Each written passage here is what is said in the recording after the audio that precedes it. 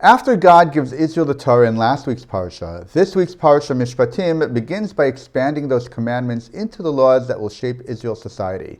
And right at the moment the Torah starts laying out the foundations of civil law, one command appears that will echo again and again throughout the Torah. Do not mistreat or oppress the stranger, for you were strangers in Egypt. Why highlight this law here at the very beginning of building a just society? Classically, this command forbids taking advantage of a stranger, whether financially or through any form of non-physical mistreatment. Rav Shimshon Raphael Hirsch explains that a person's natural rights don't come from lineage, birthplace, or wealth. They come from the moral and spiritual dignity inherent in every human being.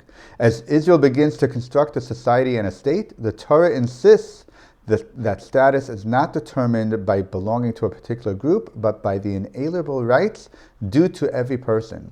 Violating those rights, the Torah warns, is the first step toward repeating the very injustices that defined Egypt. But the message goes deeper.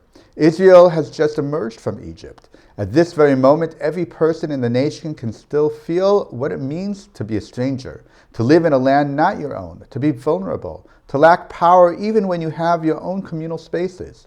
They know firsthand how overwhelming that experience can be. The Torah is teaching that no society is immune from repeating those patterns unless it consciously guards against them.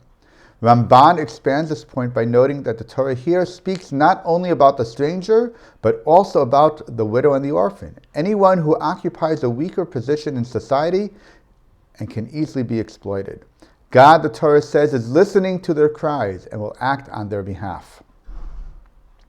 Rabbeinu Bechaya sharpens this further. Just as God took pity on Israel when they had no one else to turn to, He will also do the same for the vulnerable in our midst. Israel's redemption began only when they cried out to God with no other recourse. That same divine compassion now extends to the stranger, the widow, and the orphan. Their cries carry the same weight as ours once did in Egypt, and God's response will be the same.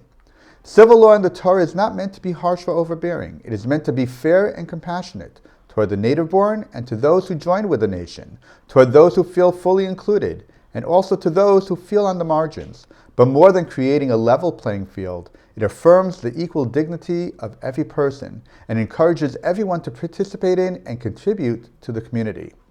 The figure of the stranger therefore becomes the cornerstone of the Torah's vision for a just, godly society, a society shaped by God's values, capable of inspiring the world.